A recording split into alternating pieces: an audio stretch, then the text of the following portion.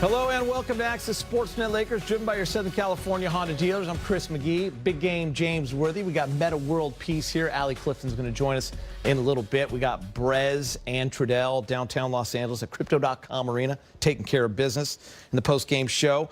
Lakers snap a 3-game losing streak. They win in their homecoming over the Portland Trail Blazers. Wasn't easy.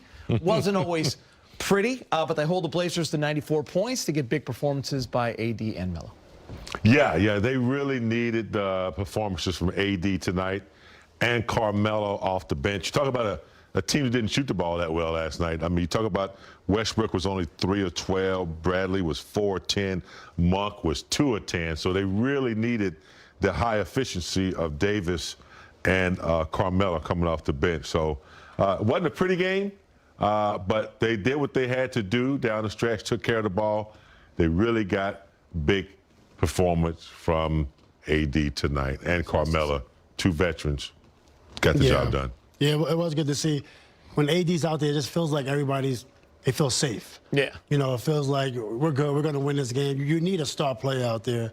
And AD actually delivered today. I'm really happy for his game. Yeah, we'll talk AD in a little bit. First, we're going to go back downtown because Carmelo is with Mike Trudell. All right, Carmelo, so it wasn't always pretty. You guys get the job done with defense in that fourth quarter. What was going on that end for you guys to find a way to close it out? We just had to execute, man. Portland is a team that don't stop. They got some high-power players on their team. So we just had to get some stops down the stretch, consecutive stops. We did that, and we won the game. We got to make our free throws, but we pulled the win out. What'd you see from Anthony Davis, especially on the glass, as things got tight down the stretch? He imposed his will on the glass tonight. You know, as you see him, he was in there banging with Nurk. That's not an easy task, but he did it. He controlled the boards, offensive boards. He was down there offensively. He was attacking. He was in attack mode. So you can see he got his legs back. He's in shape. You know, he's in better shape. I won't say he's in shape. He's in better shape. And he's playing with a different pop right now. Something that we're gonna need. You started off really hot in this one. Now you've been scoring points your whole life, right? Only 8 guys have ever scored more than you in the NBA. How do you get the adjustment to find a way to get hot early off the bench in that setting to see shots go in? Just playing basketball. Taking my shots that I work on every single day. My teammates finding me, just being in the right position, and just trying to be effective as much as possible. Last thing for you, how do you guys keep trying to find ways to get wins as you're not sure when LeBron is going to return? What's the key? LeBron, get healthy. That's more important. Of course, we miss you, but you know we need him healthy coming down this stretch after the break. Guys just got to step up, man. This one is over, so we can't pawn on this one too much. We got another one tomorrow night. All right, thanks, Melo. Thank you. Carmelo Anthony, and he is out team missing LeBron James, and we've talked at length about this over the last week or so. They have to find a way to win consistently without their best player. Tonight, Melo was a huge part of that. I want to lead with him. As Mike said, he's been getting buckets for a long time. There's not many guys in the history of the NBA that have scored more than him, but it was the way he kind of led that team in the first half, big game, got him a lead.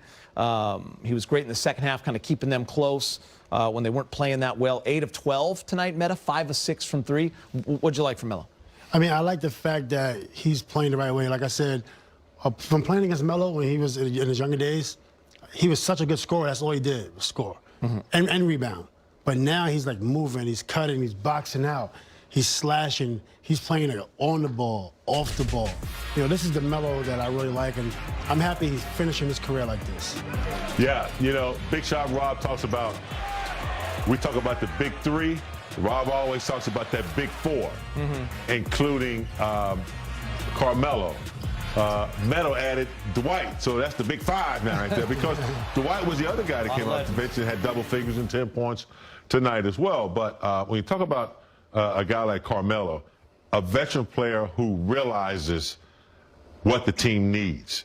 LeBron's out, for the last couple of weeks, you know, he's been coming off the bench, providing big production. And also, you know, he's pretty good at steals as well. So a lot of leadership in the absence of LeBron. In the fourth quarter there, I saw him talk to AD. He was telling AD, get in the paint, go down there. And AD sprinted in there and got the ball. So that's just pure leadership that he's providing in addition to some hot, scorching shooting. I'm glad you brought that up, Big Game James, that he's just willing to do whatever it takes to win a basketball game, because Meta alluded to earlier in his career, he got buckets. That's what he was, that's what he's born to do. But as all of you guys have said, because you've won championships, when you come to a team like this with LeBron James and Anthony Davis, and there's one goal in mind, and that is to win, it's not about you getting buckets. It's about you making winning plays. And that's what I love about Melo. And he's showing some great leadership. I like that as well, because it's a good role for him to have, so it's not always on LeBron and Russ and AD. It's got to come from other people as well. Yeah, he's like in between, meaning when LeBron is on and AD's on or Russ is on, Melo's in the cut. But when we need him, he's there. Yeah. He's been very, very reliable.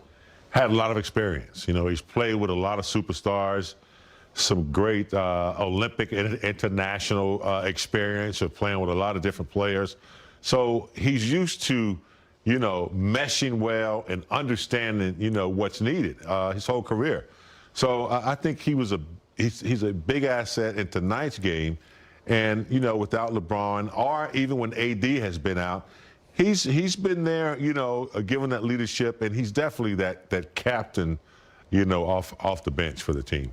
I want to talk Anthony Davis, and I think what was hard for Laker Nation fans, the team finally looked like it was getting healthy. AD came back, and he was starting to look, he had that game when he played with LeBron, and everyone knew what LeBron was doing for a long period of time. He was playing like an MVP at 37 years old in year number 19. He was doing just ridiculous things. All of a sudden, AD comes back, and you're going, okay, this is going to be great, and now LeBron's out. So AD has to be that guy. He has to dominate quarters. He has to dominate the fourth. And I thought tonight he did it on both ends. He had the 3 blocks. He had 8 rebounds in the fourth quarter, ended up with 15 boards, 30 points. But for me, when I'm looking at AD's game, when I see that he got to the free throw line 14 times, that tells me where he was doing a lot of his work. And that's when he's at his best. Geeter, that defines his whole game. He is a great free throw shooter. He has been getting to the line anywhere from 8 to 10, 11 times a game.